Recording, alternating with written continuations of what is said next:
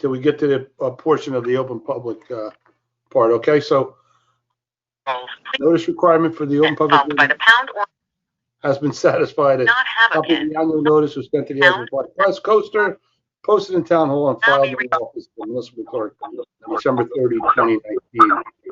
Folks, if you're attending this meeting, you need to mute your phones. The ambient noise is interrupting us. I just muted him, Chris. Thank you, Vin. Okay, you'll have an opportunity to speak shortly once we get through our meeting here. So tonight we're going to go through the workshop agenda. We have item D1 on discussion. You want to, that's it really, right? That's it, Ron, D1? Yeah, just, all we have is one for discussion. So D1 deals with our interim manager update, and joining us today is Joe Hartnett. Right, Joe? I'm getting feedback here. Somebody get some feedback from me? Okay. Quite a bit of feedback, yeah. Welcome to our meeting. I'd like you to introduce yourself again to all the council members. We'll have a few questions once again for you. We understand that the interim manager that you had in mind is out, just had a surgery. Is that what happened? Terrible feedback here. Is everybody hearing that or just me? Yeah, we're all hearing horrible feedback. Where's that coming from, man? I don't know. That's what I'm trying to figure out. Just stopped. Seems to be better now. See, you fixed it. Maybe it's me. No, okay. All right, back from that beautiful sound we just had. I think it Yes. might have been me. All right. So, Joe, we are naturally hoping to have had the candidate here that was going to fill in as the interim manager so we can all meet him, talk to him, ask questions. But in the meantime, I think we'll go around the room. Some of the council members may have questions for you as it relates to the person you have in mind to fill the interim spot. Sure. Okay, so if any of the members will go in alphabetical order again. Rob, if you have anything, that'll be a good time to ask some questions. You're on mute.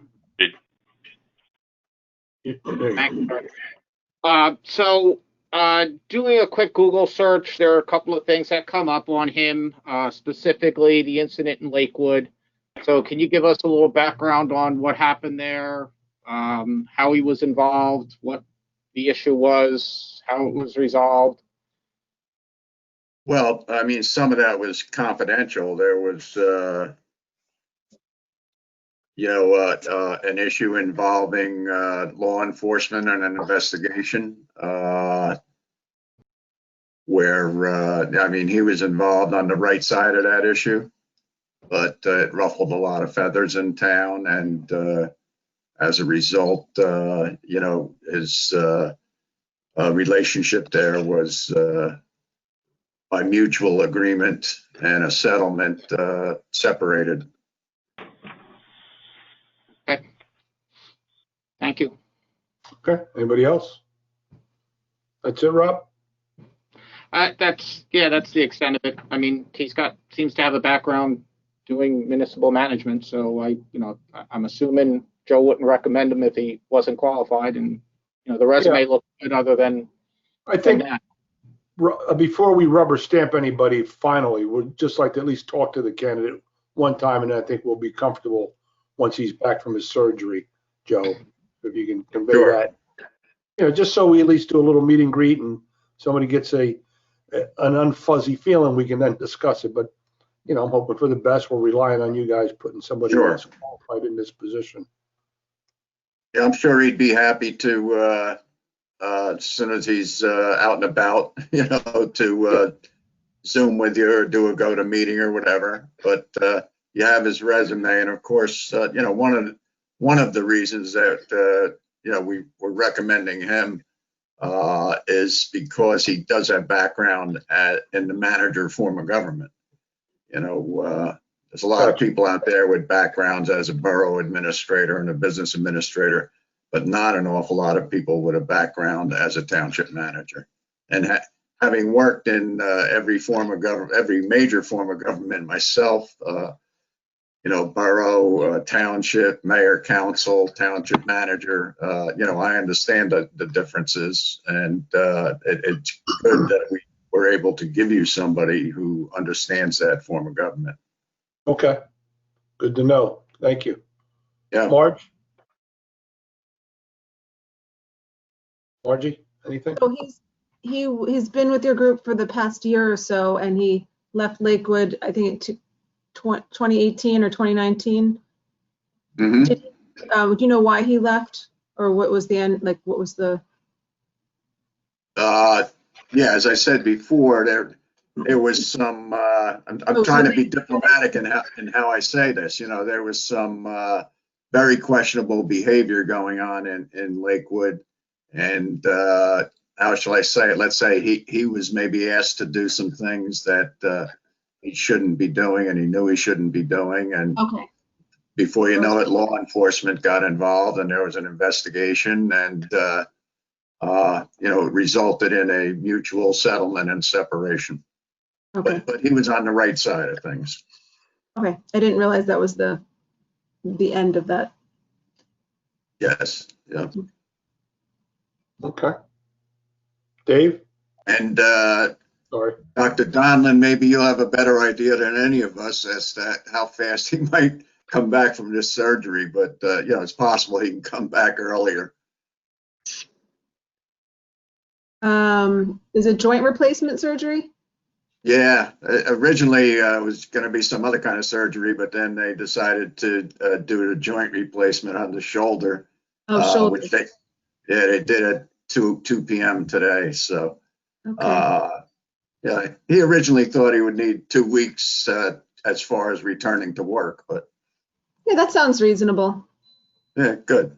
Usually not as complicated as knees and hips. You've been through a hip, Mayor. Usually shoulders are a little bit easier, but Yeah.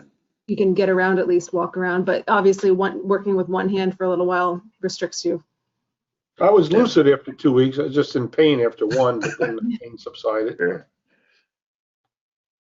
But all good. Dave, you have anything? Just a couple things. I would definitely like to meet the gentleman. I just feel it's the right thing to do. Sure. I think we owe it to the town to do our due diligence, at least have some form of interview, however we want to do that. Sure. So just a quick question. If for whatever reason we don't have the right vibe, this isn't the right person, do you have a plan B just in case? Well, we have other people, but I have to tell you, especially with this being the time of year that it is, and a number of new administrations coming in all over the state right now, and I don't mean this in a modest way, but right now, we're under tremendous demand for placing people and doing searches and so on. So, but we would have someone else, but I mean, we never recommend. Basically, we're putting up a candidate that we recommend for a lot of reasons. The main one being a good fit for you.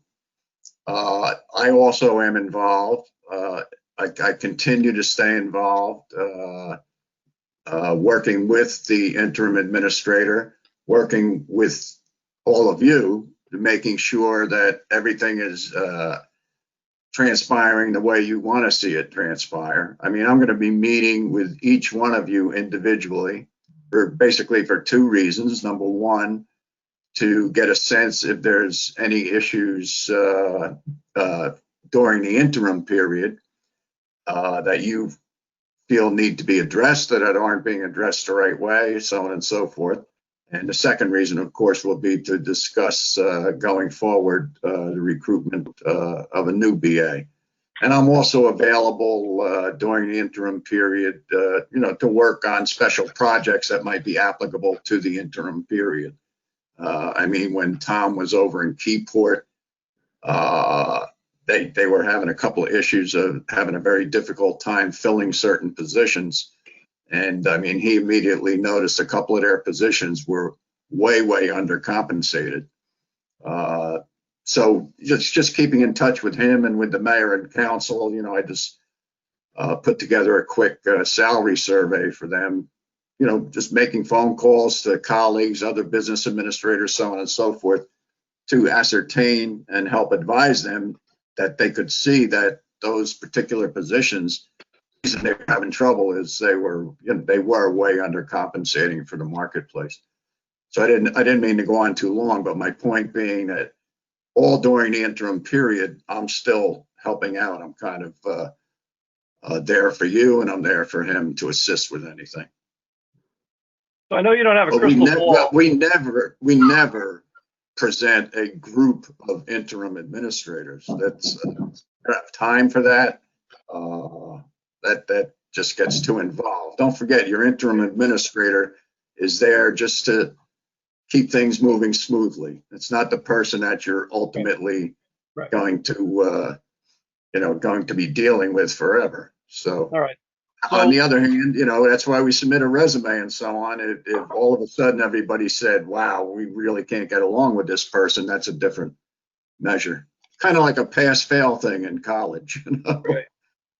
So I know you don't have a crystal ball, but what kind of time frame are we looking at? The low side and the high side of trying to find a permanent fit here. Low side would be 3 months at the. I've never seen one go less than that, if you do it right. And I don't know that any's ever gone 6 months, but might push beyond 3 months, 4 months, possibly 5. Depends what happens. We're not talking about a tremendous amount of time here. Right. Okay. Exactly. Yeah, for the interim to be in there. Right. All right. And then the second half of this conversation, I guess we'll have as soon as we get somebody in place here, we kind of, then we can talk about getting somebody on the permanent side, how we're going to do the interviewing and all that sort of thing. Sure. Well, I mean, we have a process that we follow. I'm happy to go over that with you now or anytime you'd like to. Well, I'm willing to take one step at a time. We could start with baby steps here. Yeah.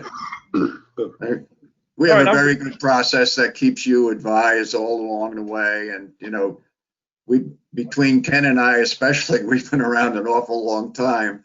I was first appointed a business administrator in 1975. Sometimes I look back and I can't believe it. I was actually the youngest administrator ever in the country. So we've been doing this a long time. We know a lot of people. We know, I can tell you right now, 10 resumes you're going to get that if you didn't know any better, but we do, are not people that you would ever want to hire because their resumes look great. So, we really bring that to the process, and also doing direct recruiting ourselves and so on and so forth. But the only thing I need to know from you all when we get to that point is, are you going to have a subcommittee working on this, or a designated individual or whatever? You don't have to answer that now, because what we'll do is we'll provide, as the process is going on, periodic reports. We develop 3 or 4 categories of applicants based on their qualifications, and we'll submit, so you don't have to read every resume, especially if you get a flood of resumes, 50 or 60, something like that. Because you do get college professors and laid off hedge fund managers and so on and so forth, and we're able to obviously filter that stuff. But you get a complete summary report that summarizes every candidate. And at any time you say, boy, this person looks interesting for this or that reason, we'd like to interview them, so on and so forth. But when we get to the end of the process, we'll have 3 or 4 recommendations for you that you interview. That doesn't mean you're limited to them if you see somebody else in the group that you'd like to interview. Okay. John? Yeah, Joe, again, thanks for coming this evening. Just a couple questions. So, Tom, who you guys have chosen for this position for the township, we're all biased about our town. We think that we have the best, which we probably do. But looking at Tom, would you say that he's one of the best, for the town in the interim? that we can have as a replacement right now temporarily? Best fit, yes. When These is things he? are always about a fit. Go ahead. Right. Yeah, we do have a very unique township, and like I said, we're biased about our township. I think we're, we've been guided, with ideas from Mayor Siciliano and the past mayors that preceded him that have had their vision and plans for the town, and we just want to continue that and make sure that things, continue on that, steady path moving forward. So the other question is, I know everybody wants to speak to the interim. When is he available that we could potentially talk to him? I'm assuming everybody on here wants to talk to him as a group or individually. I mean, I don't know what the best way is or when he's available, Joe. Well, obviously, I'll have a better idea next week, and hopefully he'll be available sometime next week, and I can run some dates through Ron or Vinny, and I'd certainly recommend you do it as a group. You don't want to slow down too much trying to match up 6 or 8 separate interviews. I agree. Right. Yeah, I don't want to go through it either. I think we'll have enough dealing with the permanent manager that we place. So, I mean, obviously, same as we've had in the past when Greg did it and, Chris and him worked in tandem with the town. I don't really see any, thing that this guy's going to change. So the other thing is I did speak to a couple of people and they did speak highly of Tom.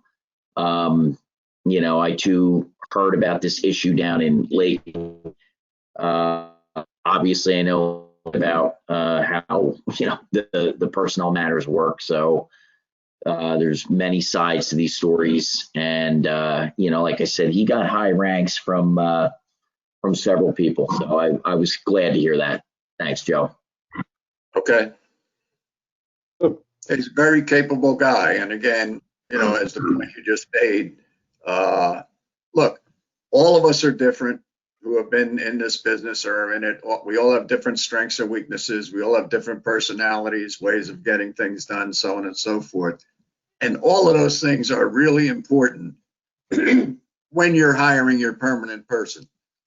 Your interim person, the key fact is you want them to be a capable professional who's going to keep things running smoothly while you are considering your permanent person. Okay, thank you. Occasionally, by the way, some towns wind up, they love the interim so much they want to hire them. And that actually happened in the last, I don't know if they were the last 2, but 2 of the recent assignments we had where the mayor and the council, some or all council members wanted to keep the interim. And in Matawan, they did exactly that. We placed an interim and they wound up liking him so much, they hired him permanently. Good. Okay. Good. Everybody satisfied with that? Marge? I'm sorry, Mayor Siciliano, is the public allowed to comment at all at this time? Well, not yet. We haven't opened it up yet to the public, Jackie. We're still a couple of questions here. Okay, thanks. I'll mute myself again then. Yeah. And just for the public's sake, typically something like this where it's personnel and we're hiring or replacing or moving somebody around, that's usually something that the council and the mayor do without the public. Anything else, the resolutions, ordinances, consent agendas, things like that is typically what the public can comment on. I mean, you're welcome to make a comment, but we're not going to open up for questions to the public of the firm here. And also, Mayor, we can't comment on the individual for the public because we haven't rights noticed them. Right. So I just didn't want anybody to think it's, let me ask Joe 50 questions. No. That's our job. That's what we're elected to do. I understand. I guess with my own business experience, usually at least we interview 3 people. And since the interim manager has a potential to be our full-time manager, I guess I would just wonder if we could, before making that decision, at least see 2 other candidates, since this particular candidate, it seems to have some troubles going on right now in Lakewood. They may not have as much time to dedicate to our needs. No. Well, what happens is we interviewed 3 firms to hire the manager. That's as far as we go. This will be an interim manager. Us ourselves will interview him. All right. And if we're not happy, we'll interview another one. But no, it's not going to be. We interviewed 3 companies to give us a manager that, as Joe mentioned, somebody that fits in this, had worked in this form of government, which is unique. We're in a manager council, or as a manager, period, rather than just a borough administrator or business administrator, things like that. So we're satisfied with what he's selected. We personally would like to meet the candidate and have a few questions for him, which we'll do.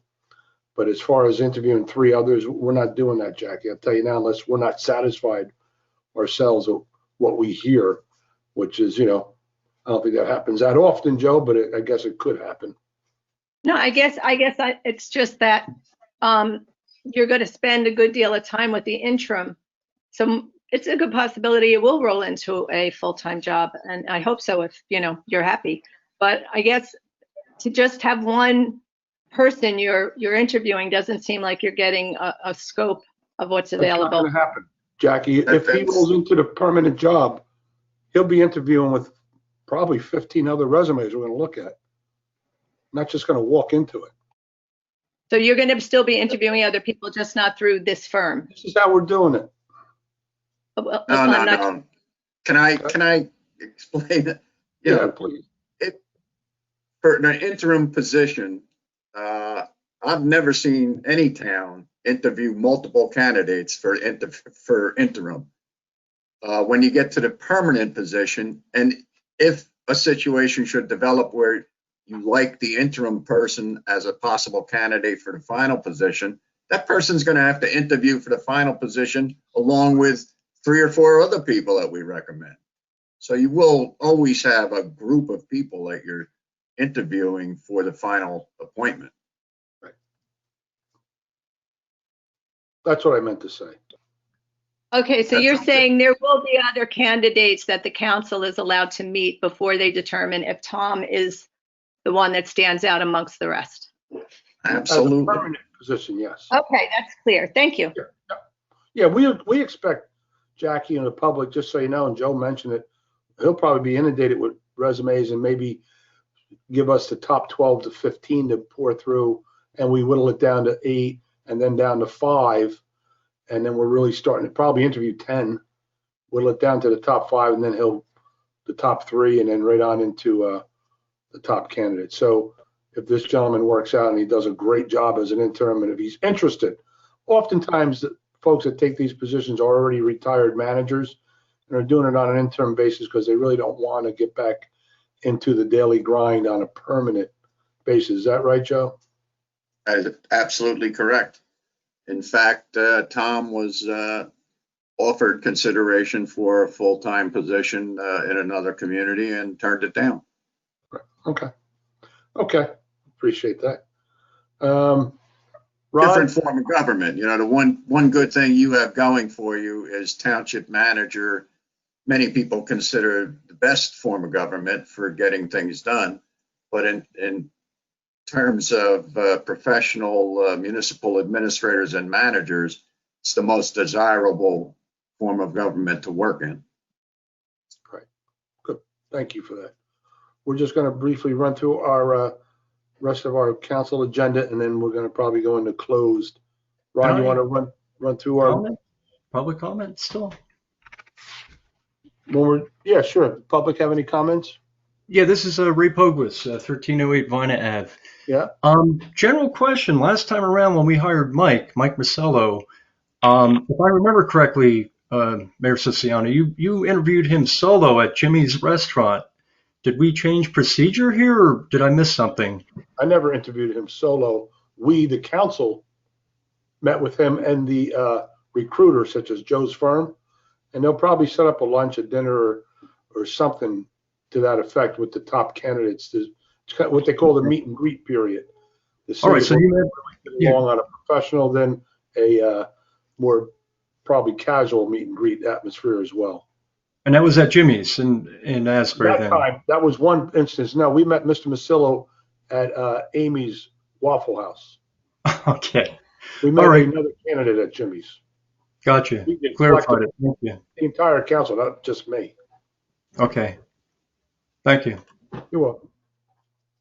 Just so you know, one of the things we also recommend, I don't know if other firms do it, is that when you get to the point where you're pretty close to a finalist or two, we like to have them meet with your key department heads. Because you would never want to have a situation, just like Councilman Fisher was talking about before, you would never want to have a situation where your department heads had a really strong adverse reaction to somebody. So, you know, you want to make sure it's a decent fit there also. Right. Okay. Anybody else from the public before we go through the rest of the agenda? I just have a point of housekeeping, Mayor, which would be that I would need to be extended to the 19th with, you know, all of your permission, and would request half of the stipend that I received for the previous 30 days be approved. I've rights noticed myself, so we made this all legal, and I need your action. Can we, Ben, do that without resolution? When we did the original resolution, we left it open-ended just in case we didn't have somebody, so we don't need to do another resolution. Just your concurrence is all we're looking for. All right. I concur. Take a roll call. Buddy? Yep, Deputy Mayor Napolitani, you're good? Hello. Yes. Council members, it's Yes. Donlin, Yes. Fisher, Yes. Mayor Siciliano. Yes. Okay. Extend it until we can fill the interim position. Okay. And I'll get back to you as soon as I can next week, try to set something up with Tom Henshaw. Yeah, that'll be great, Joe. Okay. All right. Thank you, Joe. Thanks for coming on. And we'll reach out if we Thank have you. any other questions. Joe's open. Any other council members want to get in touch with him? He'll leave his email address with us. We can email him questions, and be glad to answer anything you can think of between now and then. Is that fair? And Ron has my cell phone number also. So. Okay. All righty. Great. Thank you. Thanks, Joe. Take care. Have a good Have night. a happy new year. Okay. All right. We're going to go through the rest of the agenda briefly, and then we'll go into close. Ron? You on? I'm on. Okay. So that's the end of the workshop items, right? So for our meeting tonight, let's see, we have on there a consent agenda. You have the minutes of December 3rd through the 23rd. Right? Mayor, you want me to go through the agenda real quick? Yeah, all right, because, yeah, Ron's not familiar with our procedure on that one. I'll go through real quick. Yep, thanks, Ben. On the consent agenda, we have Resolution 218, which is a release of a performance or acceptance of a performance guarantee. It's for a home on 406 Deal Road. We have 4 releases of performance guarantees.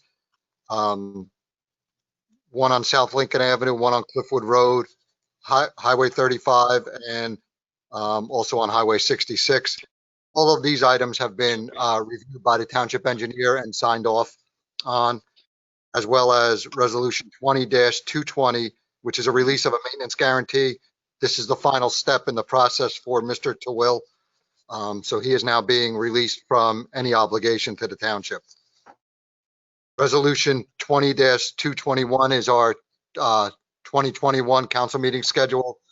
You all have had a chance to review it and got back to me with comments.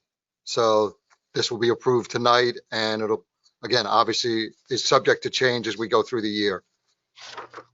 Resolution 20-222 is the standard release of closed session minutes from both December 3rd and December 18th.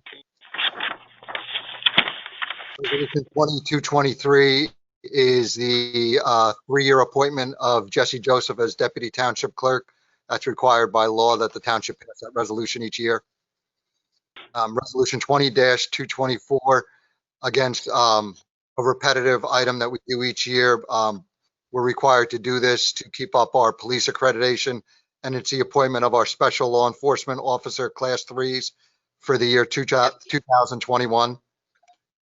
Resolution 225 is the appointment of the people listed: the municipal court judge, public defender, conflict public defender, public agency compliance officer, and our representatives to the Deal Lake Commission. Again, it's standard. We do this every year. Resolution 20-226 is authorizing the mayor and myself to execute a shared service agreement with Monmouth County regarding the community rating system software. This has to do with representative or people who live in flood areas. By us doing this, it'll assist them in getting lower rates for flood insurance should they be required. We also have vouchers in the amount of $6,570,222.10. You all have a copy of that listing. For individual action, we have Resolution 20-227, which is authorizing the tax collector to cancel and refund taxes for 2 property owners who have been declared 100% totally disabled veterans. Resolution 228 is a refund for an overpayment. This was a duplicate payment made by both the mortgage company and a title company concerning a sale of a property. Resolution 20-229. This is what we talked about earlier. Finance is cleaning up its books for the year, and there are a number of items contracts that have not been expended, so they're canceling the remaining balances. Resolution 20-230 is authorizing contracts for the following. These bids were authorized earlier in the year. We accepted bids, and the engineers recommended we award for the roof repairs at the DPW building in Joe Palea Park, MTB LLC, for $94,053 and change. For the steel sheet pile bulkhead at Donalisa Drive, Capella Construction, $92,300. And also going in line with that is the drainage improvements on Weston Avenue to TR Winiger and Company for $49,770. Again, all of these have been confirmed that money is available for all of these projects. Resolution 20-231 is to approve an emergency repair to 1001 Wickapeco. There was some additional work that came up that requires immediate attention, so we do not by law have to adhere to formal bidding procedures, providing we pass this resolution. And we have the money for that already. We absolutely do. The Chief Financial Officer has certified that. Resolution 20-232 is Hey, Vin, I'm sorry. Hey, Vin, can I go back on that one? Sure. So did we, I tried to look at it. So did we get bids? We went to do it. The person doing the work at 1001 Wickapeco, he's going to perform the emergency work. As it's similar to a change order, but by doing it through the emergency procedure, we don't have to go out and we don't exceed the amount that we could amend the contract. Why wouldn't we go out if we could get a better price? Because it's an emergency that it needs to be done like ASAP. We don't have 2 months to do a formal bid. What's the issue? Rob, I can tell you that it's a structural issue that I've had conversations with Greg about. It's not something that is, that would be an enhancement. It's something that needs to be done. Actually, the original builder did not use, there were some problems in the walls where they don't line up, and it doesn't take the loads running straight down. It's more of an unsafe situation that's a liability for the township. And therefore it has to be completed as soon as possible. To go out to the bid process, we would have true problems. And the contractor doing the work now does this work. So it's Correct. kind of like stopping a haircut in the middle and say, wait a minute, guy needs some hair plugs and this guy does it. Let's get some bids on it. It's easier to have this guy continue since he does do this, and we can amend the work order that way. So he didn't see it when the work started? We're just finding out about it now? Something you wouldn't see unless you open that wall up, one of those. That's why they reserve the right to increase their, their amounts during these jobs, because some things they just don't see. And Rob, this was behind the walls. Okay. All right. No one's seen it. Yeah, they opened the back of the building up. That's how they found it. When they tore that part down. Thank you. Yep.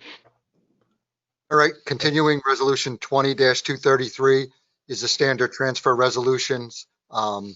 Again, we do it this time of year, so we move it from one account to another.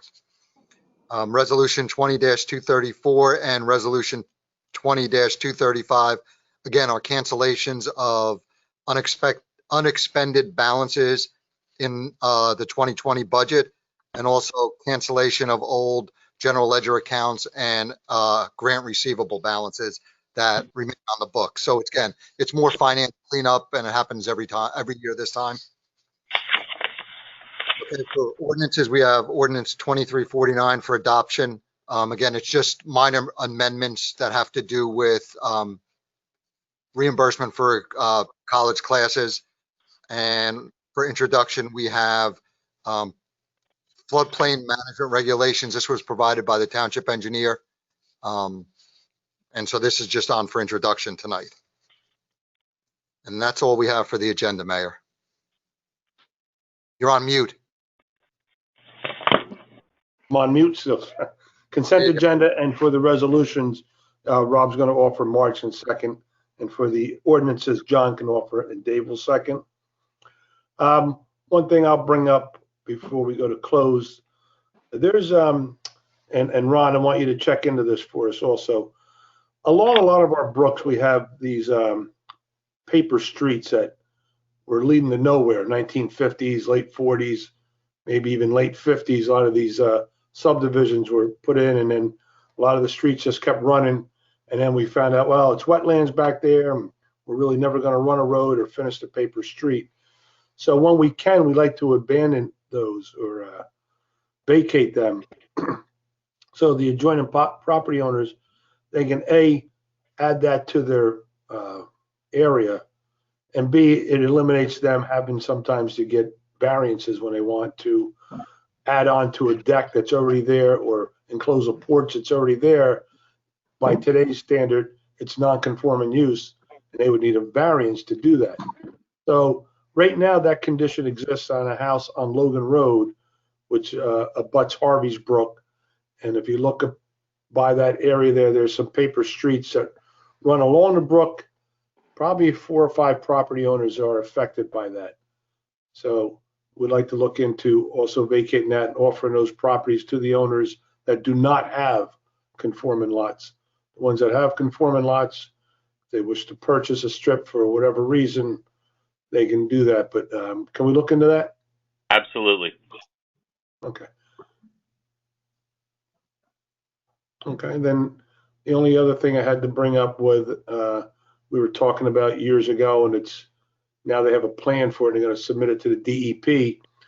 The folks along Brookside Avenue, there was always a proposed footbridge to go over Poplar Brook to connect Brookside to the Crystal Brook development, which is where the Megan David Sephardic synagogue is.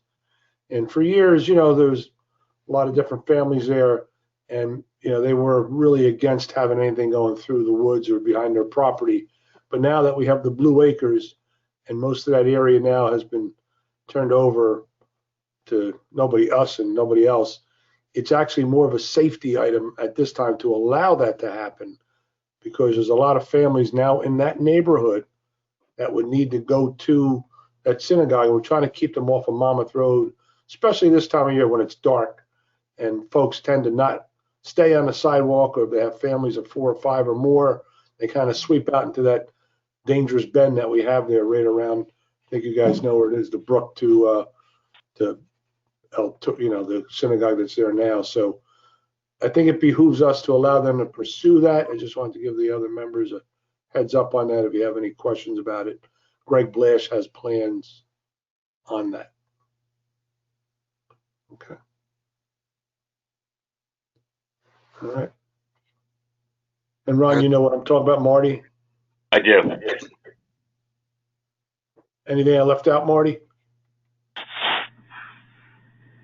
Marty, you're on mute. Marty Arbus, attorney at law. You're being replaced. Soon.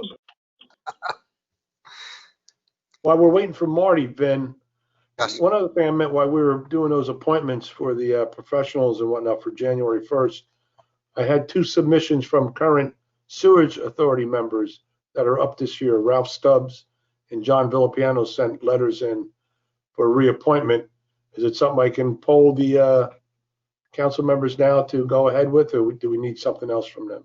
No, you can. We usually do that resolution at the second meeting in January because their All right. appointment is effective February 1st.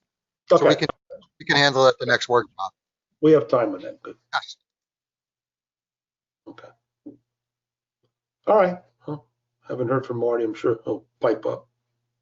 Hey, Mayor, can we go over? I got something if I can. Yeah. If we're still in workshop, you good with that? Yeah. So, Vin, we talked yesterday about that refund. So, just as an FYI, due to financial issues, we overpaid our sewage bill to the tune of a lot of money. We'll leave it at that. It was embarrassing how much. So I talked to Vinny 2 days ago, I guess, Vin, and he put me in touch with Bill because we collect and they obviously, if there's a refund, need it. So I talked to Bill this morning and he said, send him an email, ask for the credit. They'll put it on their next meeting. And the next day they'll issue me a check, send me a voucher to sign and send it back to them.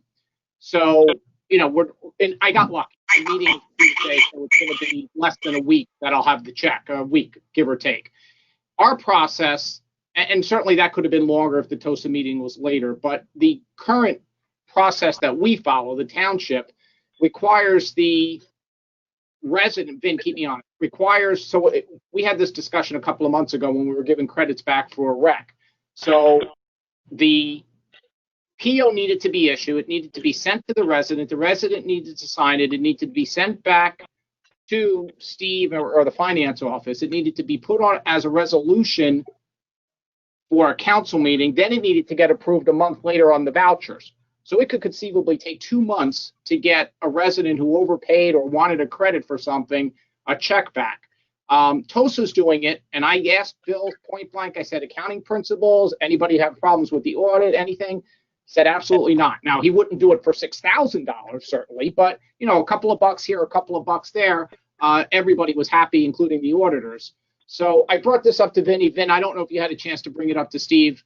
I did. And if you did, great. If not, let's address that if we can. I did, and I spoke to Steve because, as I explained to Rob, the process generally is someone will overpay. It'll be a duplicate payment. You see, we have one on tonight. Okay, they'll request a refund. The governing body approves a refund, issue a purchase order. They sign it. They send it back. The payment of that refund needs to be approved as part of a voucher list. Okay, that's just the way it has to be. What we try to do, and in this tonight's a perfect example because we were able to do it, depending on the timing of the meetings, sometimes we're able to do the whole process in one meeting. Okay, we tend to tell the residents it takes anywhere from a month to 2 months to get that refund, depending on the timing of everything. So you'll see there's a refund on, I forget what resolution number it is, 228 tonight, where the individual requested the refund earlier in the week. He was able to come in, sign the purchase order. We have the resolution on tonight. He will get a refund mailed out to him sometime either tomorrow or Monday. So it's just a timing thing. But I spoke to Steve about the process, and his philosophy or his feeling, and in conjunction with our auditors, was that you need to have that audit trail of the resolution, a signed purchase order, and then the refund. So again, we try to work with the resident, but that's just the process that our auditors are recommending we use. And that's what's happening, Vin. I'm just getting the purchase order as part of the check. So I'm getting the check and the PO at the same thing. They already passed a resolution. So you got the trail there, right? My email asked for the refund. The resolution is authorized, the council's authorizing the refund, and I'm getting the check and the purchase order at the same time. I'll sign the voucher and send it back. Again, we're not talking thousands and thousands of dollars. And you're going to say, well, what happens if I don't sign the voucher and send it back? Sometimes when you're dealing with property taxes, not sewer taxes, sometimes it is thousands and thousands of dollars. Well, So I'm not worried about these. I'm worried about the rec deposit that got, had to come back because of COVID and everything was canceled, and it took them months to get their money back. yeah, I'm not familiar with. Well, it's the same process. Nothing has changed. We follow the same process, whether it's $5 or $5,000. I mean, we can talk further with Steve about it. I thought they rectified that recreation issue, but we can certainly talk to Steve about it. I don't know if Ron knows anything further about that issue. No, I do not. All right, I got one more. You guys sent, I say you guys. I'm sorry. I think Ron and maybe Steve or Ron and Ben sent an email out earlier this week about the mayor's email getting hacked. I didn't see it. If I did, and being in technology, was it widespread? What happened? Do we have a root cause analysis? Did Steve, analyze this and figure out what went wrong? It wasn't a hack. I really needed those gift cards, Ron. No, what it was, Steve is looking into it presently, as well as we're doing some forensic with the police department that I can't comment on, because anytime a government official's email is hacked, you could do a lot of damage to our community with an email hack. So what has Steve done to protect the rest? If the mayor's gotten hacked, that means they've had access to the whole system. So what has Steve done to protect the rest of the system? My understanding is that it was 5 emails, and he was able to firewall that problem out. I'll Okay, get to it. I will talk with Steve and get you more of an IT report. How's that? That'd be beautiful. Appreciate it, Ron. Okay. That's all I have. Thank you, Mayor. Okay. Marty, did you ever get back on? Because I remember what the other, what they were looking. I just texted Marty. He's having technical difficulties, but he's on the phone. Marty? Can you hear me? Hello? He said phone. All right. Marty, I think the only thing they were adding to this is there's a group that wants to pay for the footbridge, everybody. They will take care of it, all the costs, application fees, DEP fees. They wanted the township to go in as co-applicant as a what do you call it, project, Ron? You know what I'm trying to say here? Capital improvement project, being that it's something that's a safety benefit. And I think it just helps them get through the process quicker if we're on it. That's all I wanted to share that with the council in case you guys had any concerns or questions about that. It's a footbridge, 27 feet, going over the Poplar Brook with all. Can anybody hear me now? Yeah. There you go. All right, I'm having a problem. I'm on the phone. I'm talking. I'm unmuting myself, but it's not working. So I don't know what's wrong there. But I think one of the questions she had was to discuss with the county maintenance issues regarding the bridge, and how it would be handled in the future. And I think that's what she wanted you to get a feel from the county about. Well, I thought, like you and I talked, or maybe we didn't. We should have, just like we do with other developers. I mean, we can do the capital improvement part of it with them, but I think they should be responsible for maintenance, just like a developer is for the detention basins and anything else going forward. So I would use that agreement, whatever we have with them, I would use for this as well, Marty. Everybody agree with me on that? And in terms of insurance, that they have to provide insurance and indemnification and hold harmless. Yeah. Yes. Marge, John, Dave, Rob. I agree. Right. Okay. I mean, I agree with that part of it. I'd like to understand a little bit more if we're going to get into details now. But I mean, so I get the Popular Brook thing, but end to end, who owns each end of that brook where the bridge is going? Well, we own the one property. It's Blue Acres, right, Marty? Yeah, I believe so. And They own the other piece. it's going to be on, well, it's going to be on our property, I believe. And then we have easements so they can walk across. And when I say they, it's actually open to anybody in Ocean Township. It's not limited to members of the synagogue. Anybody can use that bridge. It's a general easement for all of Ocean Township. So that's the bridge piece, but where I get that, because we discussed this a year and a half or 2 years, whatever it was, a while ago. But Right. so I get we own the blue side. On the other side, where's I get where will be responsible. The bridge can be anybody, but where's it going on the other side? Who owns that piece? Is that our There piece? are individual property owners who are providing easements to the township or anybody from the town to cross over to get out to, I guess, the street ultimately. I see what you're saying. Okay. Yeah, it comes out to the cul-de-sac on Kramer. Okay, so, but the bottom line is we believe that, they should, we have to figure out a way for them to provide maintenance, maybe bonded or something, and also to have a policy that insures, indemnifies, and holds us harmless. And then it's going to be who's going to provide that. I mean, just as we do with any other agreement that we have, like with the detention basin, it's not going to be as much, of course. It's a bridge maintenance, not a detention basin. And they're responsible for all the fee, DEP and all the permits and all of that.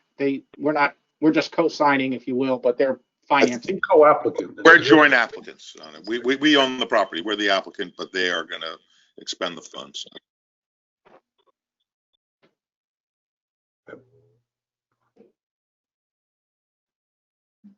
Okay. What time is it? And what I was trying to say before, is I was relegated to the basement because we have the grandchildren over. So I'm in the basement, which means my signal is poor. Well, we have about 8 minutes to go into closed session.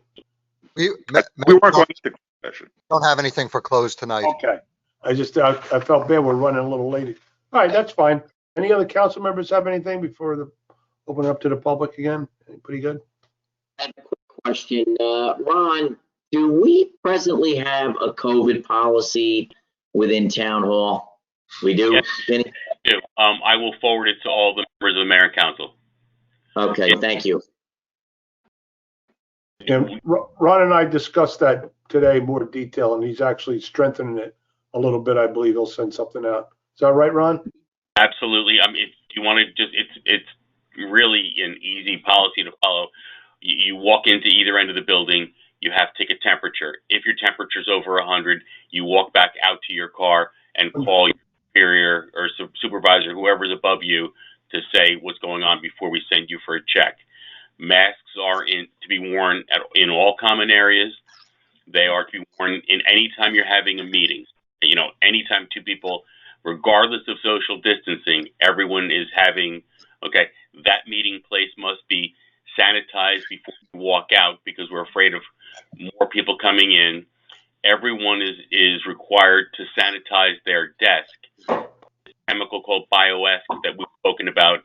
It's a natural chemical that kills all these disinfectants. I have the research on it if you like, so that we are all taking care of one another. If you don't feel well in the morning, you contact your supervisor. If you go away out of state, you have to come back with a negative. If you have COVID, you have to come back with, 2 negatives after the 10 days. We're following the CDC's recommendations everywhere. The only time you'll see people without masks in the buildings is when they're seated at their own workstation. Walking down the hall, going around, getting up, leaving their desk, mask. So, Ron, the other question is as it relates to somebody who's in contact with somebody who has COVID. What's the policy for the staff members that are within town hall? What do they do? Well, it's all different. One is every single time we have that, we bring the Monmouth County Regional Health Commission in, emergency management, and we go over the case. Sometimes people are in contact less than 15 minutes, which is not considered contact. Sometimes it's a big difference if you are with the one that you're married to in comparison to you visited your father for 20 minutes outside of the home, or 15 minutes, Right. actually, is the number. So I can go through those scenarios. I'll provide you all the information, but that's presently where we are. All the department heads have a little more.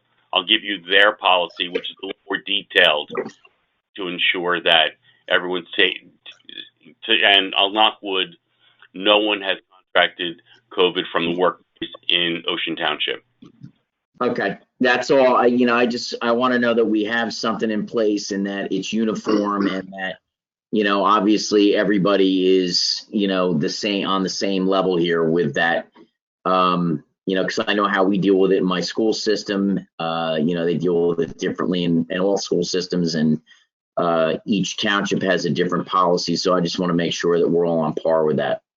We are, in every instance, we are erring on the side of caution. We had one person where the 10 days were up on a Friday and they want to come back to work. I'm like, it's okay. Take Friday off.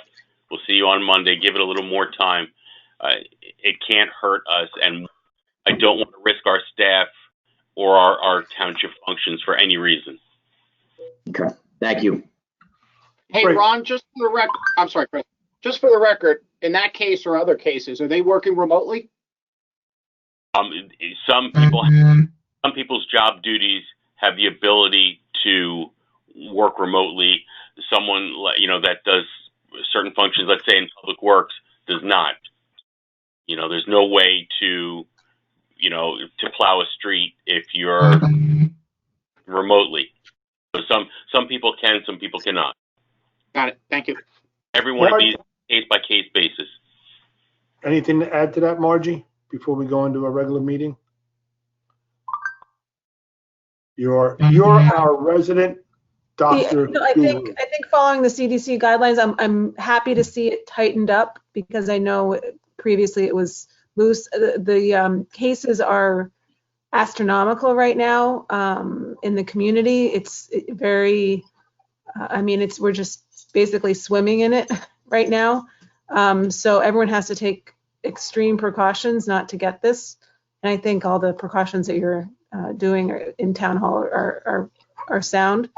I would love to hear more about your meeting when you get the chance about getting the vaccine to our residents. I don't think that's happened yet. Is that right? No, I had to call today. I'll just give you a quick update.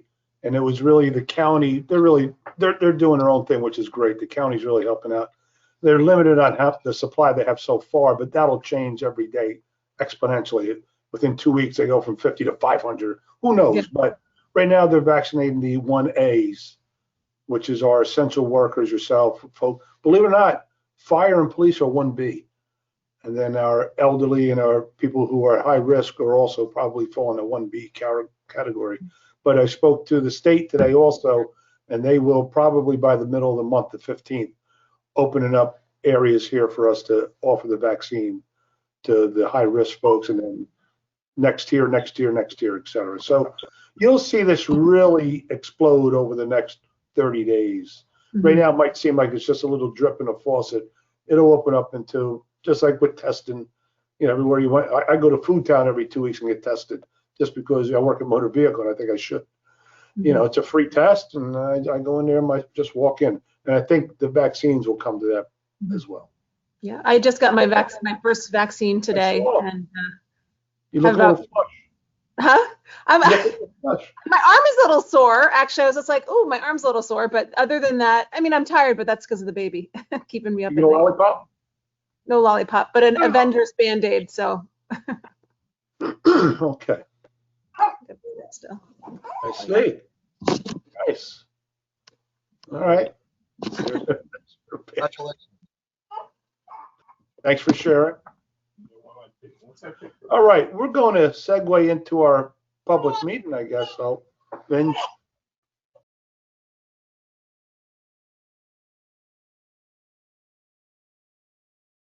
Yeah, I got 7 o'clock, Mayor.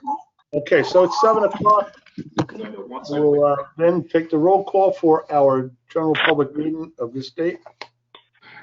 Deputy Mayor Napolitani. Here. Councilmember Zacchera. Here. Donlin, Here. Fisher, Here. Mayor Siciliano. Here, let's rise for a pledge allegiance, and then we'll come right back to the meeting. I pledge allegiance to the flag of the United States of America and to the republic for which it stands, one nation, under God, indivisible, with liberty and justice. for all. Moment of silent prayer.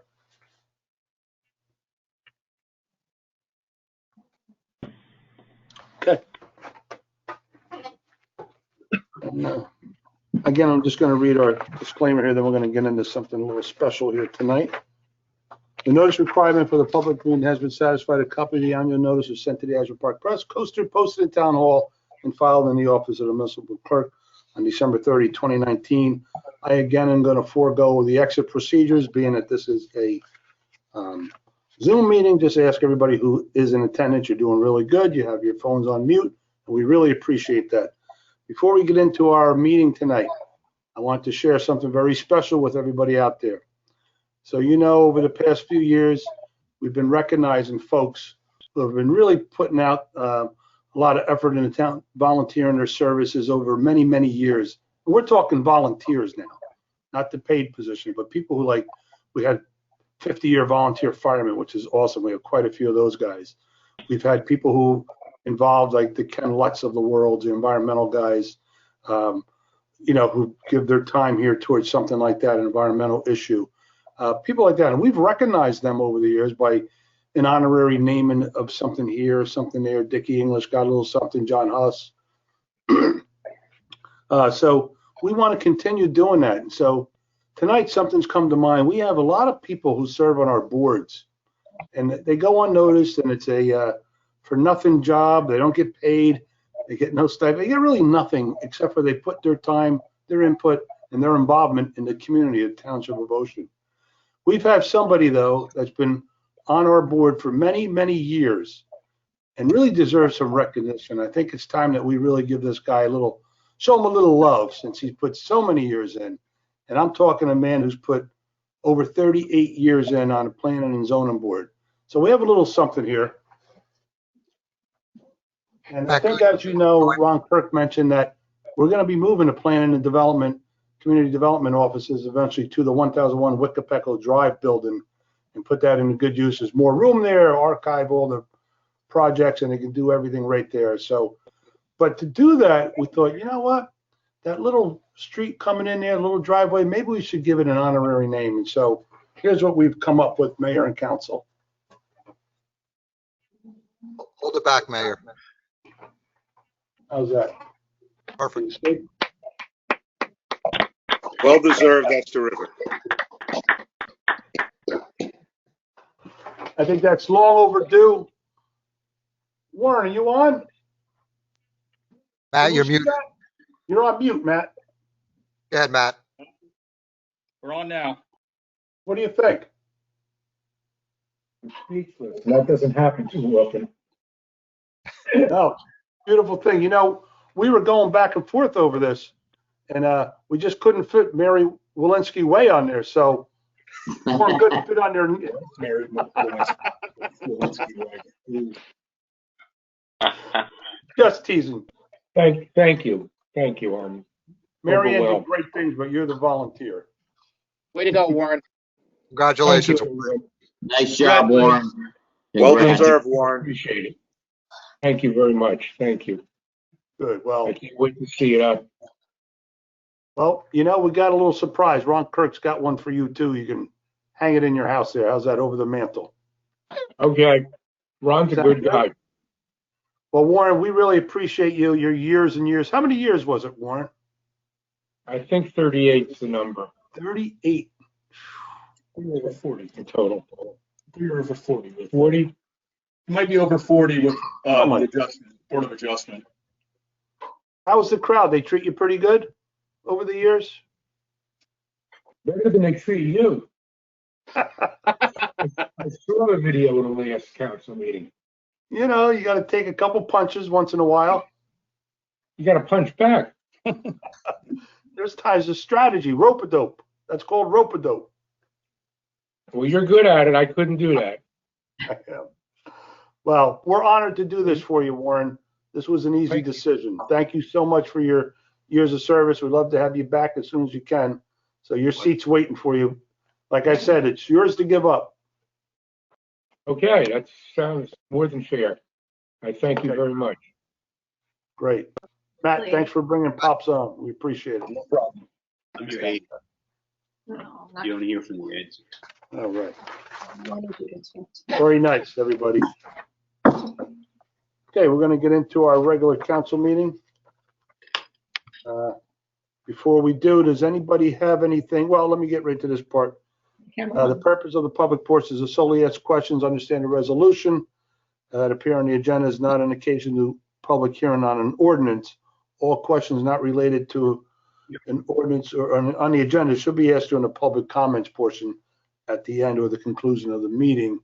Before I open it up to the public, I just do want to give the council members one last chance if they have anything they'd like to say. Happy New Year, anything like that, folks? Yeah, Mayor, I'd like to start off by just saying, obviously 2020 has been one heck of a bumpy ride. A lot has changed since we were here last year with our final meeting. I do have to say that not only have we had a lot of changes due to the pandemic, but we've had some changes within the township. And I think looking forward to 2021, we have a lot of positive things on the horizon. I want to thank all of the rank and file members of the township that, work hard each and every day to make sure that we run as efficiently as possible. I want to thank my family and especially my wife, Michelle, who has to put up with me and these meetings and my multiple positions. It's been a very interesting year, to say the least, and a lot going on. So I can't thank them enough. I want to wish each and every person in town, family, friends, very happy, healthy New Year. Thanks, John. Margie? I just want to say thank you. It's been an honor to serve on council, and again, it's been a tough year for everybody in so many different ways. The 2021, there's a lot of hope that things are going to get better, but it's probably not going to get better initially. So I just want to encourage everyone to keep hanging in there and reach out if you have any concerns or issues in town. Just want to say thank you to everybody for making this a great place to live, and looking forward to the next year. Great. Very nice. Dave? Yes, I want to wish everybody a happy new year for starts, hopefully a healthy and safe one. I do want to thank all of our first responders. I know it's been a very tough year for everybody, but you guys have done an amazing job, our police department and fire department. I do want to congratulate our new fire officers. I'm sorry we're not going to be there for your swearing in. Chief Nick Dowling in Wanamassa and Russ Williams Jr. in Oakhurst, we're thinking about you. We're sorry we're not going to be there for the chili and the food, but we wish you guys all the best. And just stay safe, everybody. It's going to get better because it's got to get better. Happy New Year. Thanks, Dave. Rob? I'll echo everybody else's comments. Happy 2021. Great. I, too, just want to wish everybody a happy and healthy New Year. And thank you again to all the township employees, public works guys, thinking outside the box. We called audibles on you all year long, and you guys responded. You stepped up to it. Recreation, thank you for being there. And most of all, I want to thank my fellow council members for supporting me and joining me and helping us all deliver some nice events and just a little something for the residents here. And we'll continue to do that for 2021. And I know we're going to pull out of this stronger than ever before. So Happy New Year. Stay safe, everybody, and keep your chin up. It's going to get better. Okay. At this time, anybody on the public, if you have anything related to an agenda, anything on the consent agenda or vouchers, now would be the time to state your name and address for the record. Okay. Anybody? No? Nope. All right, someone please offer the consent agenda and resolutions 218 through 226. You guys forgot who Rob offers? Sorry, Mayor, mute. I'll offer. Marge, you'll second, right? I'll second. Deputy Mayor Napolitani, Yes. Council members Achara, Yes. Donlin, Yes. Fisher, Yes. and Mayor Siciliano. Yes. Tonight, we have vouchers in the amount of $6,570,222.10. Someone please offer. I'll offer. Second. I'll second. Deputy Mayor Napolitani, Yes. Council members Achara, Yes. Donlin, Yes. Fisher, Yes. Mayor Siciliano. Yes. And for individual action, resolution 227, authorize the tax collector to cancel it and/or refund property taxes paid for the following taxpayers who have been declared 100% disabled: Block 152, Lot 101, and Block 150.07, Lot 53. Someone please offer. I'll offer. Second. I'll second. Deputy Mayor Napolitani, Yes. Council members Achara, Yes. Donlin, Yes. Fisher, Yes. Mayor Siciliano. Yes. 228, authorize the tax collector to issue a refund due to an overpayment of property taxes of Block 33.42, Lot 3.02, 1633 Belmore Street. Someone please offer. I'll offer. Second. I'll second. Deputy Mayor Napolitani, Yes. Council members Achara, Yes. Donlin, Yes. Fisher, Yes. Mayor Siciliano. Yes. 229, authorize the formal cancellation of contracts whose projects and/or services are now completed. Someone please offer. I'll offer. I'll second. Deputy Mayor Napolitani, Yes. Council members Achara, Yes. Donlin, Yes. Fisher, Yes. Mayor Siciliano.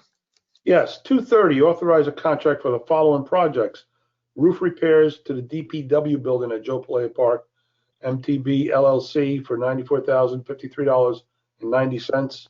Steel sheet pile bulkhead on the Donna Lissa Drive and the Capella Construction Inc., $92,300. And C, drainage improvements on Weston Avenue, TR Wenninger Inc., for $49,770. Someone please offer. I'll offer. Second. I'll second. Deputy Mayor Napolitani, Yes. Council members Achara, Yes. Donlin, Yes. Fisher, Yes. Mayor Siciliano. Yes. 231, approve an emergency repair to the property known as Block 140, Lot 81, 1001 Wickepeco Drive. Someone please offer. I'll offer. Second. Second. Deputy Mayor Napolitani, Yes. Council members Achara, Yes. Donlin, Yes. Fisher, Yes. Mayor Siciliano.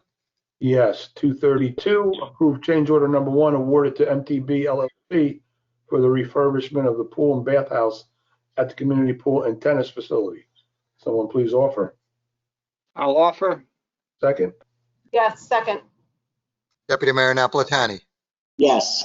Council members Achara, Yes. Donlin, Yes. Fisher, Yes. Mayor Siciliano. Yes, I just want to reiterate that that's the outdoor courts. The tennis center building structure itself is under the maintenance of the Park Avenue LLC. They take care of all that, pay for everything. We don't pay a penny for any of that. We just receive revenue from them. Okay, 233, I'm sorry.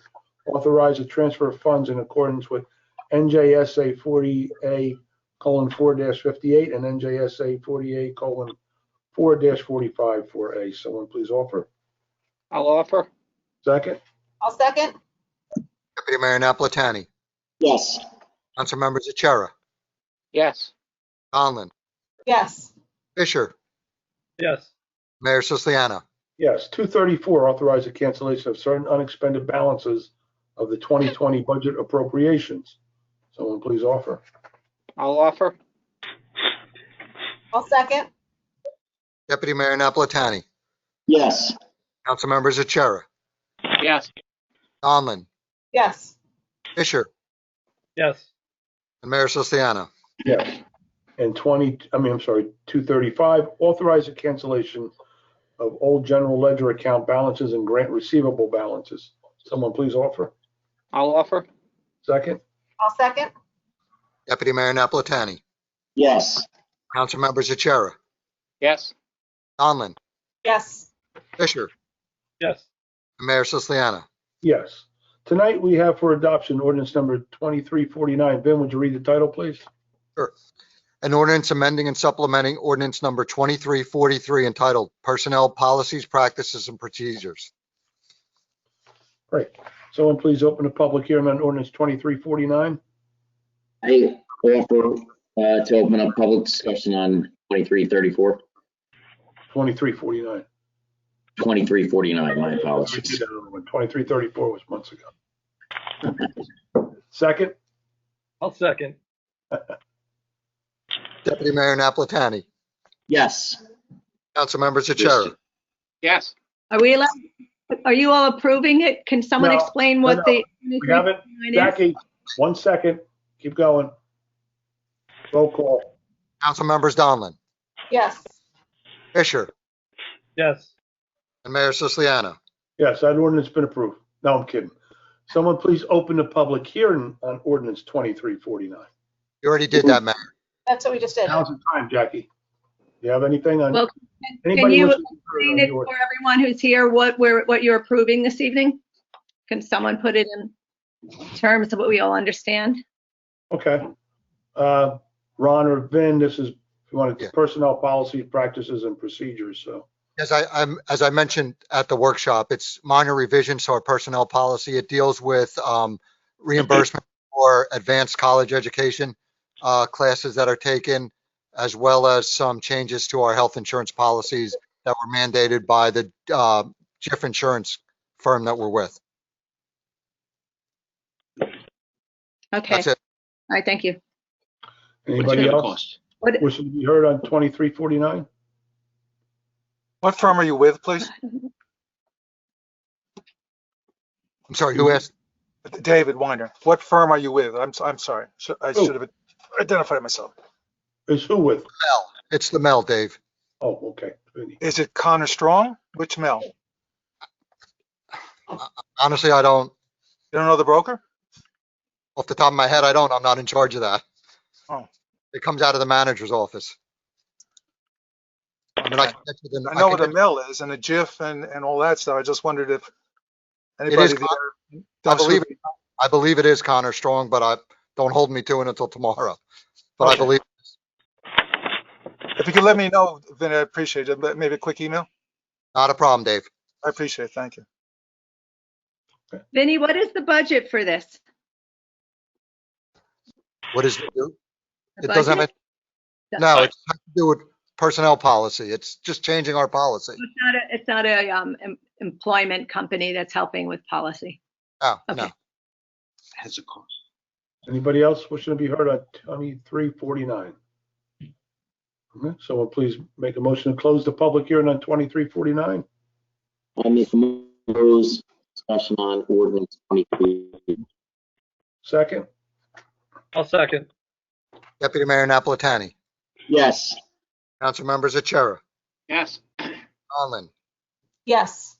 Fisher, Yes. Mayor Siciliano. Yes, action please on ordinance 2349.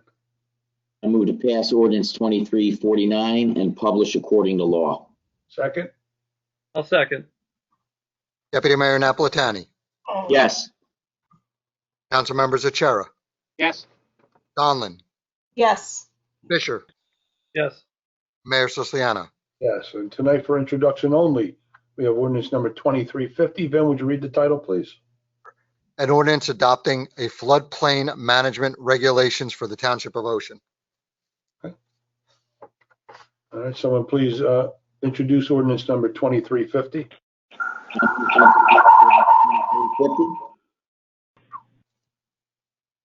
Anybody get that? Yes. Move to introduce ordinance 2350. I thought I was at a Grateful Dead concert, 1975 for a minute there. What he was saying. Yeah. Marty, Woodstock, 1969.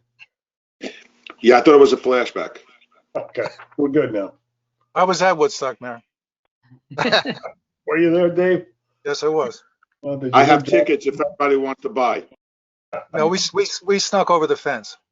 Everybody snuck over the fence. I bought a ticket. Still have- Everybody who snuck over the fence owes me money. Okay, I'm gonna mute myself now. All right, we're good on Me that too. one. We need Okay. a second. Second on Second. introduction. Deputy Mayor Napolitani, Yes. Council Members Achara, Yes. Conlon, Yes. Fisher, Yes. Mayor Siciliano. Yes, that'll have its public hearing on the January 14th, 2021.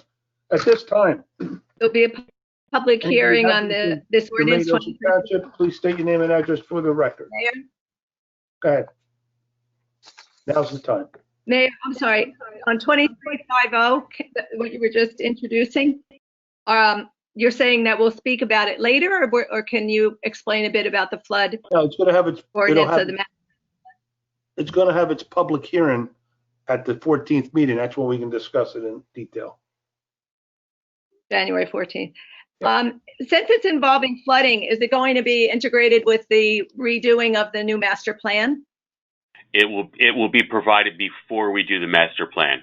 It will be incorporated into the master plan, but it will be, this will be completed prior to the adoption of the master plan by quite a while. Okay, so is there going to be an opportunity, because as we've spoken about in the past, there's so many people on the Oakhurst side that have, very personal connections to the flooding in town. And if we're going to have this type of an ordinance, can there be a public meeting set up where people from the Oakhurst side are invited and really can weigh in on it? Well, everyone's invited to meetings like this. On the January 14th meeting, they're more than welcome to attend. Everything is wide open as far as that's concerned. How can we let them know? I feel like, as you know, we never get as many people showing up to meetings as we'd like. Like I say, people will call or email me sometimes questions, but not as many people participate. But I think in terms of flooding, it seems to be such an issue in town. And then with all this additional development, I would think it'd be nice to have their input. I just was thinking to invite them, maybe send them all a letter so they know that it's going to be on the agenda and they could get more involved. Would that be something we could do? It's on our website, Jackie. I mean, I don't know how much more advertising, and we advertise in the papers. I don't know how much more we can do to reach out. If people are emailing you, I mean, you could certainly explain to them that they're having what we're having on the 14th. I know. I guess the thing is to get a mailer out to everyone. Everyone isn't online, We typically don't do that, Jackie, unless we're doing some work or something like mitigation, something in that area. Then we'll notice the neighbors to come out. But typically it's, think about it, to send out, 10,132 pieces of mail every time we have a meeting. It's just something that we're not gonna do. We know it's the age of technology. Like Ron said, it's on the website, it's on our front page there. You know about it. You can certainly share the township website, and we invite everybody to come. And I believe, Mayor, keep me honest, Jackie, people can sign up for notices on our website. So Correct. if they want to be notified, they will be notified. They can get a I text. know, it's just that not everybody, in the day-to-day, they assume, as they should, and you're all doing a great job, they assume you're all covering everything. But when it comes to flooding and it comes to development, we in a certain group have been not so happy that there hasn't really been enough concern about the flooding and the overdevelopment. So those people come out and complain, but they're not always aware of when there's an opportunity to weigh in and affect possible change. So, because I would imagine what you're doing about this flood resource conversation will be implemented in some way into the master plan. So I just think, just like you would if it's a development, when people that are in a certain radius, since we do have known flood zones in our township, I think they should know that you're going to have this conversation. So whose whose yard is more saturated than another, that they really can weigh in. I know at our planning board meetings for the corner property at 35 and Deal, there were some heartbreaking stories that I heard about, like parties that had to be canceled because floodwaters. I mean, I'm sure you're aware of the very hot spots, but I just think it might just be nice to get everybody in Oakhurst who we know has flooded to be involved, if that was possible. We have flood elevation maps that we've been working on the past few years, and we submit to our insurance carriers in the hopes to help some folks who are away from the flooding areas reduce their policies, and others to beef them up a little bit if they're in that area. So we've been actively pursuing that since about 2014 or 15, I believe. Can I weigh in on that? Sure. This is Ray Pogwist. Jackie has an excellent suggestion there. I imagine if you guys built a database of names and so forth, and every time something like this comes up, you could just send it out directly to them. And Ray, that's what we do. Residents can go on our website, they can sign up for notifications, and when various topics do come up, they are notified. Okay. So how do we let them know they can do that? I don't know if everyone's on the front page of the website, and off to the right where there's code red and other areas, there's things you can sign up for to get notifications. I get the code red. Going back to the technology. Okay, going back to the technology, not everyone may be signed up for that. There you go. Problem. Not enough the outreach. That's poor community outreach. He can hear you. What is? He doesn't feel, we don't feel that it's really enough to reach everyone because not everybody is on the computer all the time. I mean, you know, when we had to get some people to turn up at the meetings and to try and support what we were fighting for at the high school, we were all out of pocket, you know, sending out mailers for Save 32 Acres. And it is expensive, I get it. But I just feel like flooding is one of the #1 concerns right now. I mean, I'm concerned again, which I'll get into later, about the, you know, that nursery being developed, that day child nursery that's on, is now going to be developed into housing. Again, it's more impervious ground cover. It just never ends. And I want to talk to you about open space, but we'll talk about that at the end on public comment. I'm just saying the flooding. Jackie, listen to me, because I'm very patient with you. You know that, right? Yes. Okay. This is public comments portions. And we do try to limit it to 5 minutes per person because there's 15 people on here and you're already into your 5. I'll let you go again, but I'd suggest whatever you have on your mind, now's the time to bring it out. Well, there's no later on. It's right now. Okay. All right. So, well, I thought you were just mentioned about the flood. Whatever, anything germane to Ocean Township, now would be the time. Public comments portion. So I wanted to know who is going to be on the master plan committee. Is there an opportunity for some of the public to sign up and be part of the master plan, of the new master plan committee? Okay, we haven't gotten that far, but yes, we're thinking towards that way of putting together a subcommittee just to get input from people in different areas. When do you think you'd be doing that in the new Probably year? in our late January meeting, we'll have a workshop about that. Late January, okay. Well, is there a deadline for that? Well, we want to get it moving as soon as possible, so we really do want to start moving that forward in January. That's why we're anxious to have our interim manager on, and you know, just to continue with without any other interruptions in town. So you might be interested in knowing. I met with Al Kreckman today. Came in to visit me. And so that's good to know. How did that meeting go? Goes great. I love Al and Ursula. They're wonderful people, and they've been in town a long, long time. And he's one of the ones actually also instrumental in saving the 208 acres and urging Joe Pillay to buy that, along with the other group of folks I mentioned. But Al was at the forefront of that as well many, many years ago. Great, so Al's yeah. always great. Always a delight to see him.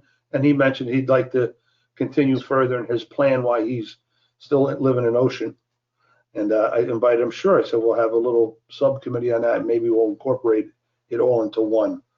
So I did mention to him, we'll do that. I invited him to come to Al will be part of the committee then, is what you're saying. He's welcome too. He wants to also be on a committee to make sure we further his plan with the bicycle and the pedestrian plan into the master plan this time around. So. Right. That's what I would think. Yeah. So you're going to schedule a meeting for that in February? Yeah, well, Al's invited to the next council meeting, the 14th workshop, to discuss it with the other, yep, he's going to discuss with the other council members, about his plan, what he'd like to do. I think it's good that they see him, meet him, and hear what he's done and what he'd like to do. And then we're going to move the ball from there, all right? So that's the workshop meeting. Public can attend that as well, correct? They always do. Okay. All right, excellent. Then can we speak quickly about the, how far along is the approval process for the nursery being developed and that going through in terms of the housing? Which nursery are you talking about, Jack? Oakhurst Nursery, that property across from the camp. That had its approvals in 2006, I think. And so he's just. To develop it? Oh, yeah. So a developer has just been holding that land and hasn't touched it for all that time? That's an old approval, and we're thankful he hasn't come in to try to put 150 homes there. Because we really went through that COA period, and we were vulnerable, boy. We were ripe. What is the max? I didn't hear you. Well, he could have easily asked to put, I don't know, some 12 homes per acre there. It's 7 acres. And we're thankful he didn't come in with that plan. He's sticking with his 23 or 24 patio type homes, if you will. Okay. And can I request a time that you can share with us what open space is left in Ocean Township that our tax dollars can purchase, so we can purchase it sooner than later? Well, I mean, there's probably 180, maybe 200 private acres out there. I mean, we own 872 acres of the town ourselves already in various lots and spots and things like that. So what's available out there, some of these folks are just sitting on there. A lot of it's industrial, believe it or not. And there's probably stray lots in the residential area. Again, the biggest available one that I've been pursuing, and we really need to discuss how we can do it, is the parts of that 32 acres, getting a good third of that away from those guys and reducing the number of townhomes by 30 units. The only problem that they're having right now, we're talking, is they'd rather not go back to the planning board to alter their plan to give us the land. And I understand the conundrum there.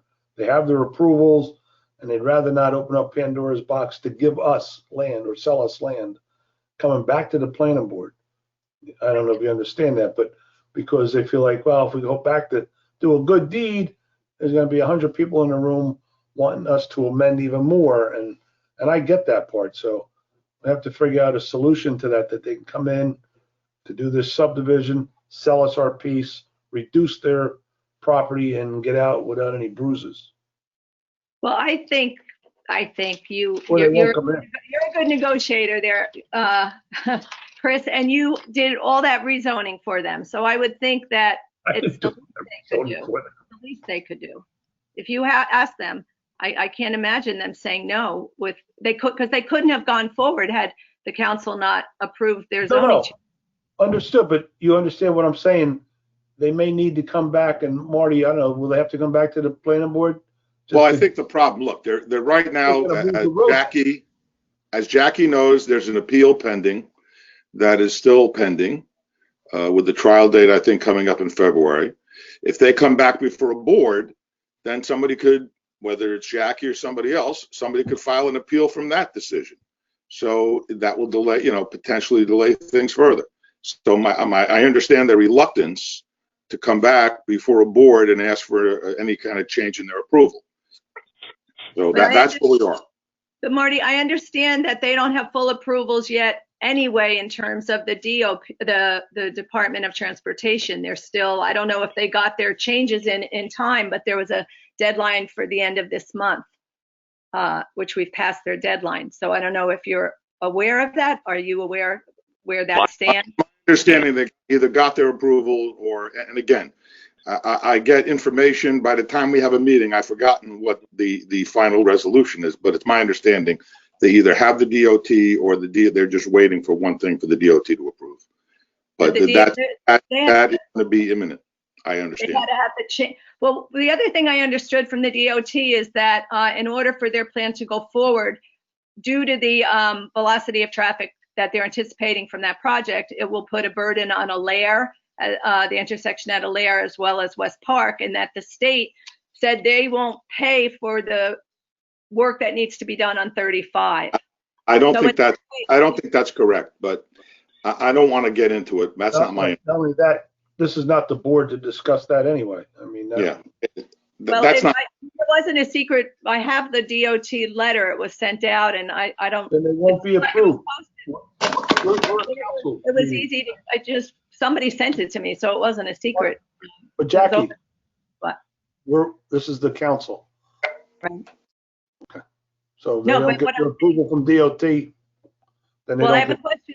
I do have a question for you about it, is that they're saying the state won't pay for the repairs. So if the developer doesn't want to put out any more money, would it be something that he would pressure the township to do the repairs on 35 so the development could go forward?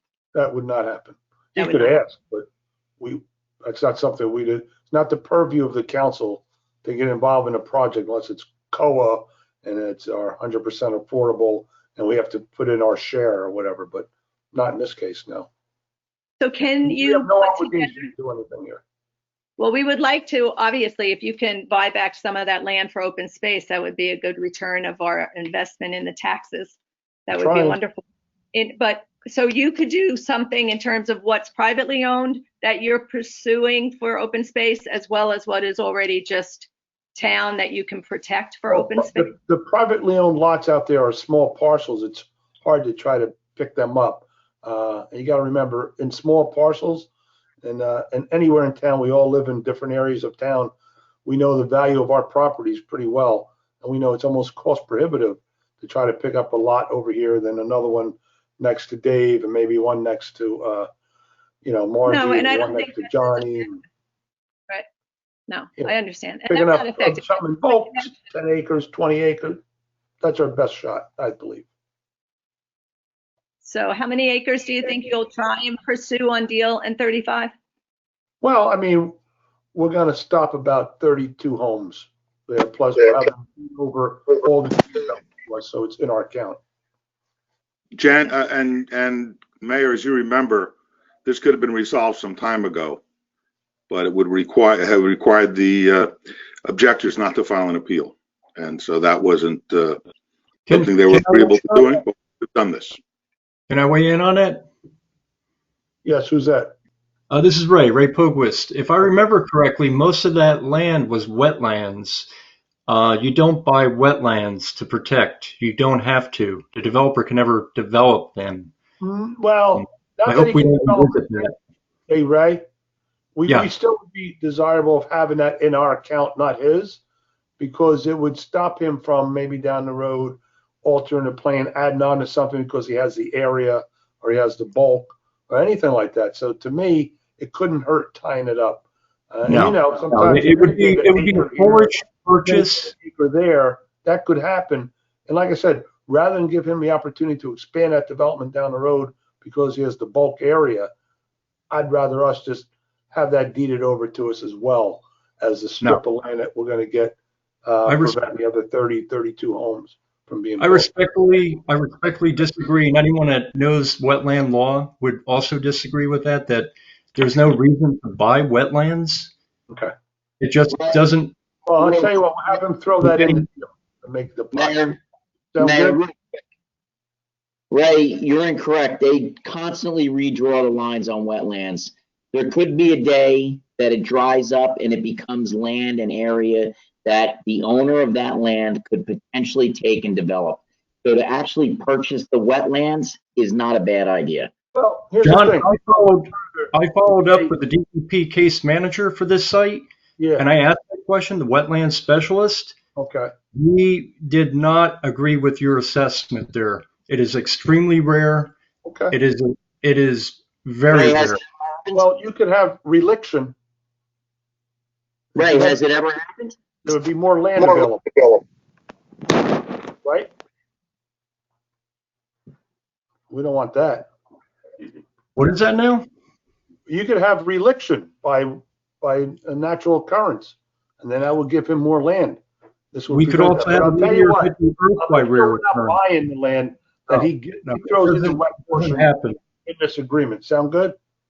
That If one you, at if you, Helens wasn't if gonna you happen. bury anyway, but it did. wetland over much soil, you'll probably eliminate it I'm without not any a remote. scientist. I'm just saying. I've Well, heard of I talked directly with a wetland scientist from DEP. I'll leave it at that. Thank you. So we want me to But just leave it also- alone, don't do anything? No, but also, the DEP, Diane Dow, had said that the developer still owed a preservation restriction plan.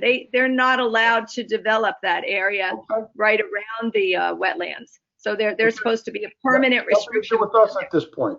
That's between him and the DEP. We're No, but I wasting think it valuable goes airtime. to what Ray's saying, that can't be developed. You know, they're not going to get an approval to ever develop that. Like, as I understood her to say, that it would be a preservation plan for even if the land was to swap to another owner, in order for them to have their full approvals, they have to do this restriction plan, this environmental restriction plan, and that's right around the wetlands, as it was explained to me. Great. Good to hear. Okay. All right. I'm glad about that. Anybody else? With the wetlands and Name and Joyce, address, please. We can't see you. I know my camera's not working, but Joyce Silva, Deal Road. With the wetlands, you're saying they could dry up, but in most cases for the wetlands to dry up, you're talking hundreds and hundreds of years from now. Well, it's Not 5,000 right years now. old. They don't just dry up tomorrow. And that is, It's 5,000 years old. It's due. It's due to dry up now. no, I don't think so. That's fair enough. But for the wetlands, it definitely will take more than 10 years for them to dry up. All right. Because they're not very dry right now. I'm relieved to hear that. Yeah.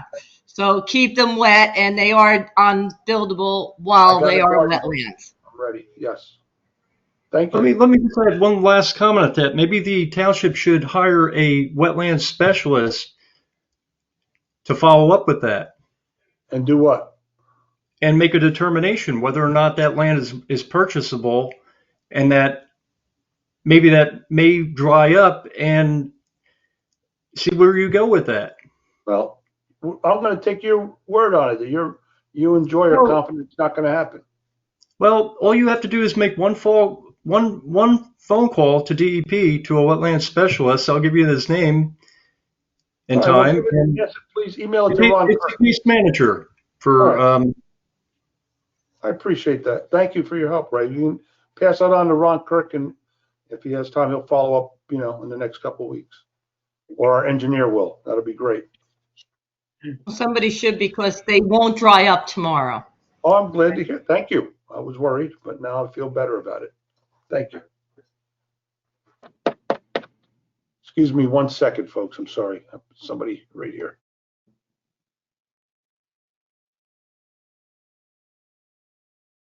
Santa Claus, maybe.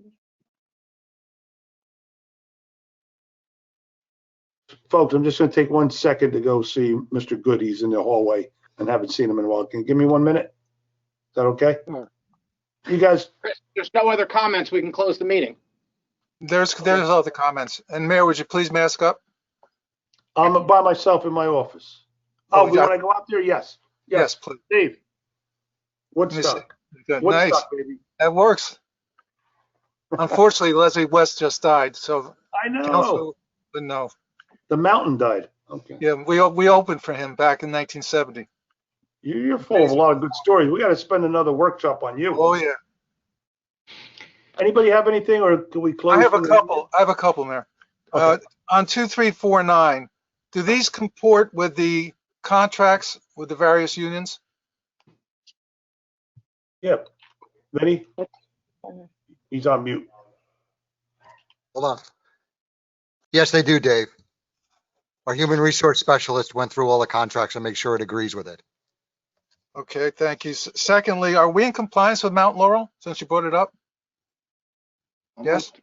Yeah, we have our agreement, which was codified, and, we're just waiting for the final units to be built, but technically our plan's been approved. Thank you. And the last one is, with the interim management firm, was that put out to bid? Yeah. No, it wasn't, Ben? Professional Professional services, it doesn't need to go out to bid. Even if it's over 17.5? Correct, it's considered professional services. So we solicited proposals from 3 firms. All right, so it's not the best, the most responsible, highest bidder. That doesn't apply. It does not. Okay, thank you. That's it. Thank you. Anybody else? Okay, we're going to adjourn for the year. I want to thank you guys. I have Warren Good waiting in the hallway. Chris, wait 1 second. There's somebody else? Sorry, I was trying to get myself off mute. This is Dennis Howlett, 1638 Holbrook Street. Going back to the idea of getting the information out to the public. I often see in the coaster reports of this meeting specifically.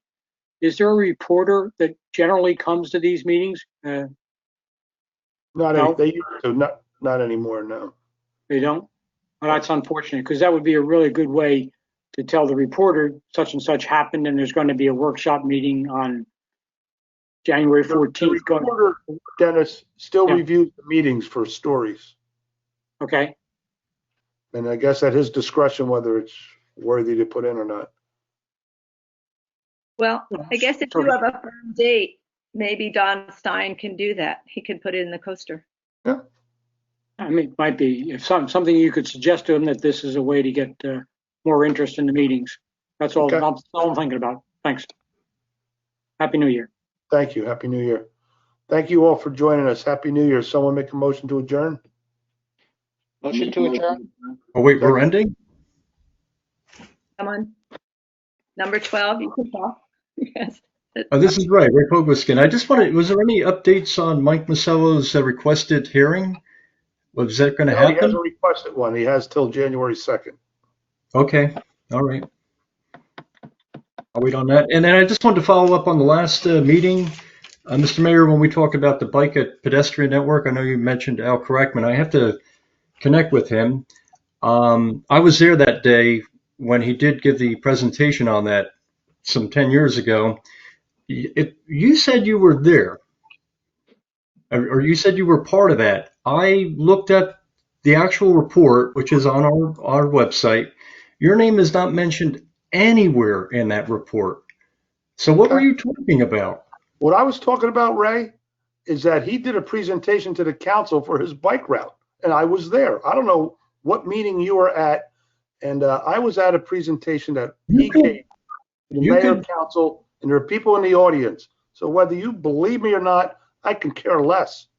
Really, you can look that report up and you can find my name. Anybody else have any? I was at the meeting also. He's I was at the meeting. I was at the meeting as well. I was at the meeting as well. I was the township attorney, and if I was the township attorney, then Chris was. Because the whole time I've been township attorney, he's been on council. Right, Ray. I don't know what Ray's thinking. I looked at the report, but Artie, you know, going back to Mike Masello, the November 5th meeting, he basically, in a public forum, called you a liar. I'm kind of concerned about that. Your credibility, your integrity is kind of challenged now from that. I don't know if you have any comments about that. No, I have no. Okay. Not going to respond. Make a motion to adjourn. I have, Rob, can I ask you a quick question, Mr. Chair? You have to wait till. I think we have to wait for Chris to close the meeting properly. No? He kind of just left, a little rude. Fire away, Jackie. I'll do my best. I wanted to just ask you, looking back at some of the resolutions, having a recruiter come in to work and choose a manager, you opposed that. Well, could you explain why? I voted no on the current company because I felt that there were more qualified companies. I felt that 2 other companies had already worked with Ocean Township and found a qualified manager. And the current company that we approved didn't submit their proposal properly based on the request, like the other 2 did. So we didn't really kind of weigh out options, as Dave said. We didn't have to do that, I guess. He was the one keeping I'm not sure I understand the question. I mean, so there wasn't, we don't have to have at least 3 people come to the table to make a decision. There were They- three companies that submitted, but again, Right. I felt another company was stronger. Okay, all right, thank you. You're welcome. I just need 2 more updates, please. Not from the mayor, but this is Ray Pogos again. Margie, I just want to follow up on the stormwater ordinance. So we had talked about that last time. And the plan is we passed what was needed to be passed to meet the state DEP requirements, and we are going to add additional stronger language to a new to that in January. I think Ron was who was going to, was it Greg Blash or was it somebody who was going to, it was Greg Blash who was the engineer who was looking into how to update that in a stronger way. And we're working with the Environmental Commission as well and the Watershed Institute with stronger language. So that's coming in January, but it's not, we don't have anything on the table yet. Okay, very good. Thank you for the update. You're welcome. And just for David there, for Vinny, David Werner here is present. I know he put in a Oprah request about a year and a quarter ago. And David, you could chime in if you want, but it was a Oprah involving the mayor and the developer of Deal on 35 and what correspondence they had to it.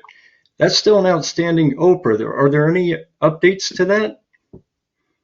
If I may, it's not an Oprah at this point. It was appealed to the GRC, the Government Records Council, and I spoke to the gentleman who's in charge of that, and they're backed up, as you can imagine. So it's one of the issues that's still outstanding that they're reviewing. So it's at the government, what they call the GRC, the Government Records Council. Mr. Caruso is in charge of that. Got it. But Vin, you have not any updates on your end? No, Mr. Weiner spoke. Weiner. That's exactly Got the what. mirror on that. It's Weiner. And Ray just called me Werner, so none of you guys are getting it right. It's a bad name. Just give me a break. Weiner, someone who complains a lot. It's not as bad as mine. Sorry. Made my wife a whiner. We made 2 little whiners. And by the way, I forgot about the new year. How perfect to have that beautiful baby going into the 2021. Right. Yeah, the Gorgeous New Year baby. I did want to update Jackie on one thing from the last time we talked about the Environmental Commission meetings overlapping. It was just the last meeting that did because of Hanukkah. The current calendar for the 2021 year looks like they're going to alternate. So it's second of the month is our council meetings. The first of the month is the Environmental Commission meeting. So we'll be able to, for the most part, stagger it and be able to attend both meetings. That's excellent. I wonder, would there be, could we, someone from the Environmental Commission be a part of our council meeting all the time, I guess, come in and report what was the update for our council? That's what we have a liaison. I go to all the Environmental Commission meetings, so I can give an update on what's going on at those meetings. Going forward, if you'd like. Okay, great. So they're all also on remote virtual meetings now, the environmental? Yes. Okay, good. All right, thank you, Margie. Appreciate it. Okay. Anybody else could think of anything? No. All right. I'll try to close out again. Someone make a motion to adjourn? Motion to adjourn. Second? I'll second. Deputy Mayor Napolitani. Yes. Council members Achara. Yes. Donlin. Yes. Fisher. Yes. Mayor Siciliano. Yes. Happy New Year, everybody. Thanks for joining us. Happy New Year. Happy New Year, everybody. Happy New Year. Happy New Year.